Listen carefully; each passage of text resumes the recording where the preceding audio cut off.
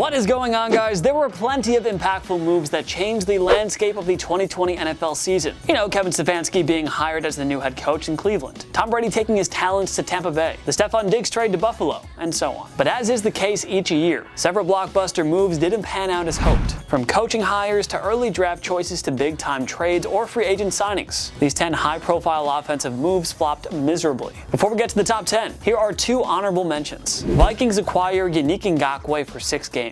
The Jacksonville Jaguars had no choice but to move disgruntled young pass-rushing phenom Yannick Ngakoue. With the regular season right around the corner, they finally traded him to the Minnesota Vikings for a 2021 second-rounder, plus a conditional 2022 fifth-rounder. To Ngakoue's credit, he performed well with 5 sacks in just 6 games, but the Vikings lost 5 of their first 6 contests, prompting the front office to go into selling mode at the trade deadline. Ngakoue was traded to the Baltimore Ravens for a 2021 third-rounder and a conditional 2022 fifth-round pick. So many basically swapped his second-rounder for a third-rounder to get 6 games out of Ngakoue. You what? Worse yet, many actually had a second-half resurgence and won 5 of their next 6. Finishing 7-9 after a 1-5 start. Looking back, they probably should have just kept the pass-rushing star, who could have helped them snag the final wildcard spot.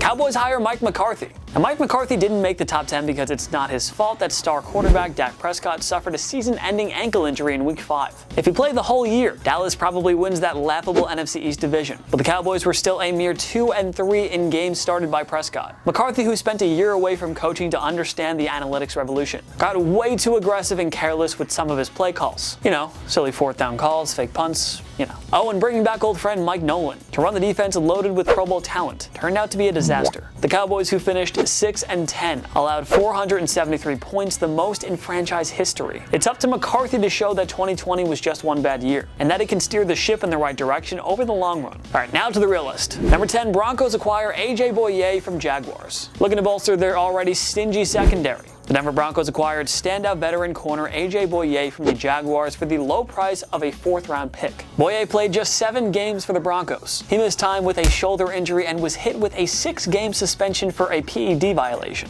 Even when on the field, Bouye was far from impactful. Pro Football Focus graded him at 55.6 overall. And according to Pro Football Reference, he allowed 23 completions on the 35 times he was targeted for 273 yards and 2 touchdowns. In hindsight, John Elway probably should have looked elsewhere for cornerback help. Number 9, Titans signed Jadeveon Clowney. Just a week before their season opener, the Tennessee Titans signed Pro Bowl pass rush Jadeveon Clowney to a 1-year contract reportedly worth up to $15 million.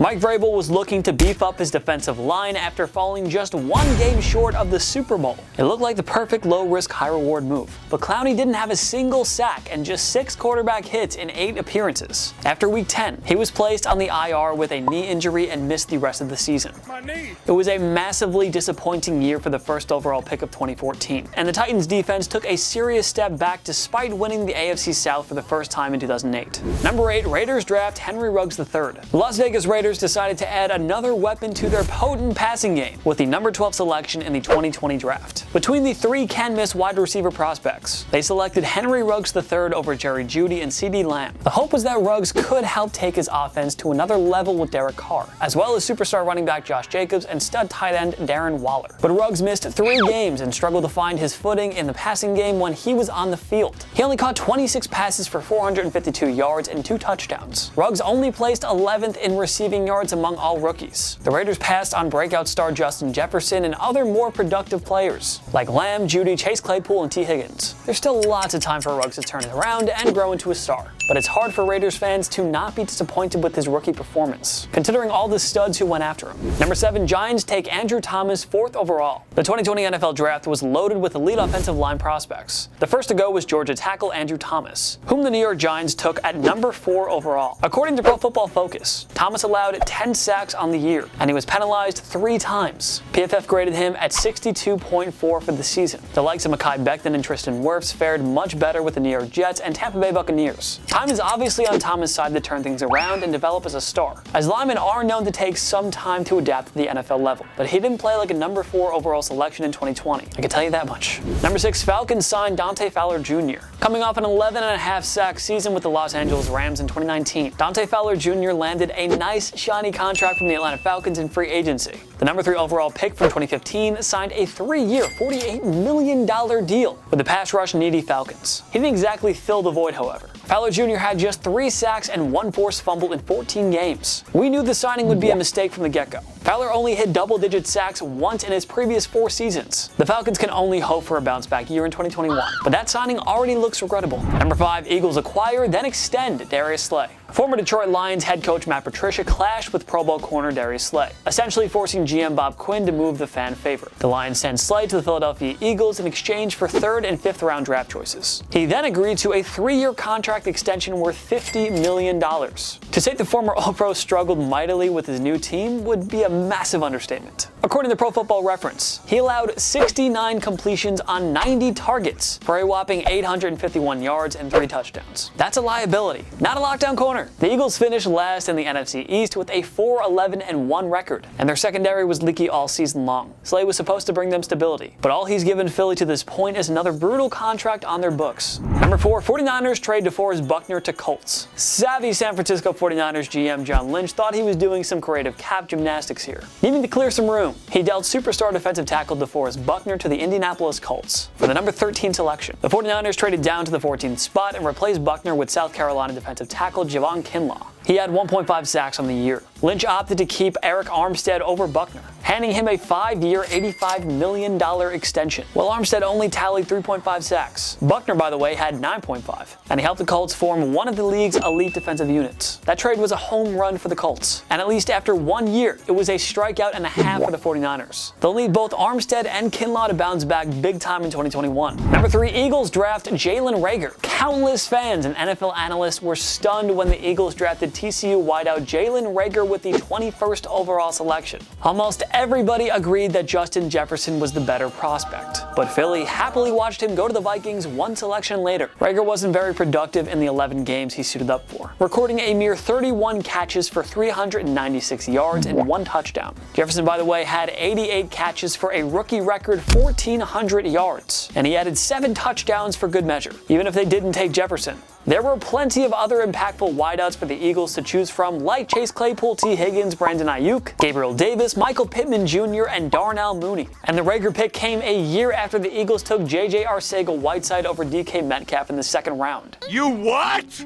What? Why would you do either of those? That makes no sense. Maybe this team should just stop drafting wide receivers altogether, because this is so stupid. Sorry, it kind of insensitive, but whatever. Number 2, Bears give Robert Quinn $70 million. The former Los Angeles Rams star went 4 straight years without a double-digit sack season. Then he bounced back with 11.5 of them in the 2019 season with the Cowboys. Still, you just had to figure it was a one-time resurgence sort of thing. No. The Chicago Bears got overly excited and handed Quinn a mega 5-year contract worth $70 million. Per Spottrack.com, that was the 2nd largest contract among all 2020 free agent signings. Only Byron Jones of the Miami Dolphins signed for more, at $82.5 million over 5 years. All Quinn brought to the Bears in 2020 was 2 sacks, 6 quarterback hits, and 3 forced fumbles. That isn't anywhere close to $70 million worth of production. I'm not saying I could do better, I probably can't, but I'm not saying I can, but also,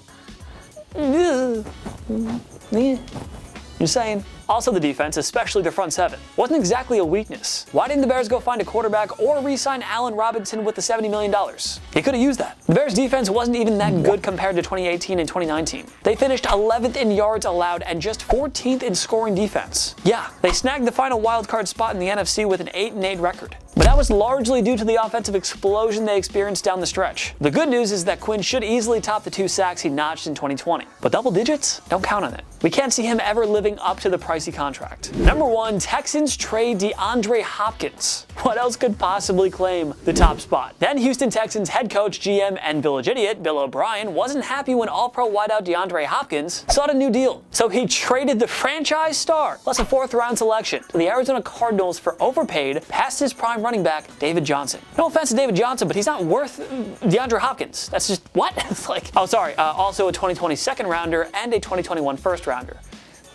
Still could get way more for Hopkins. Come on. For starters, the Texans went from 10 wins and an AFC South Division title to a 4-12 record. And J.J. Watt had every right to be that mad. What are you doing? Secondly, as far as impact goes, Johnson did next to nothing as Houston's lead running back. In 12 games, he rushed for just 691 yards and 6 touchdowns. He was fine as a pass catcher, with 33 catches for 314 yards and 2 receiving touchdowns. But that simply doesn't justify trading a top 5 wideout. Hopkins had a phenomenal year with Kyler Murray and the Cardinals, racking up 115 catches for 1,407 yards and 6 touchdowns. Watson may have had his best statistical season yet, but losing Hopkins was clearly a massive blow to the offense.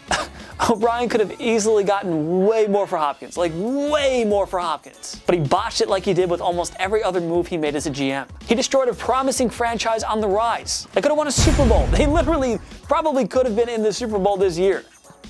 Why would you do that? And he left the new regime with very little talent, cap space, or draft capital. That's on ownership for giving O'Brien all the power and freedom to make these franchise-ruining moves. That's ridiculous.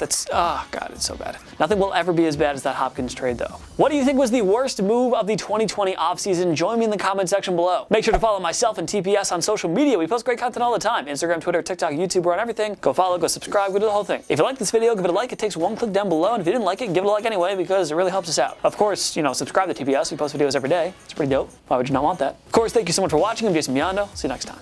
My knee.